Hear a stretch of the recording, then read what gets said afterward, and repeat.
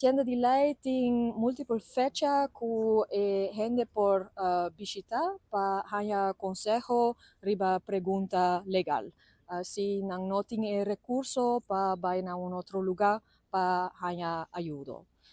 Também aqui para promo viajar nós está hace algo sessão na barrio nang di norte de Savaneta e de Santa Cruz para dar um consejo general riba erfenis. Dengnos experiência e tem gente para quem está um tique difícil de ir a um abogado imediatamente e portar que não nos sabe se não pergunta a pergunta para um abogado. Também é possível que não tenha recurso e placa não para ir a um abogado e não diz que um consejo mais laagdrempelig. Já sabra, dia 5 de março, nós está no centro de Barrio Norte.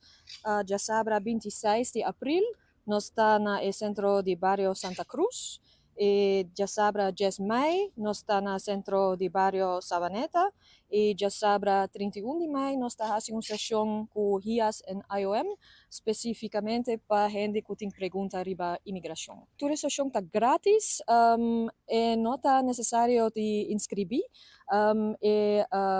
Tempo não avisa ainda, não está seguro ainda, está depende de cada barrio, so check o barrio que hora a sessão está tomando lugar.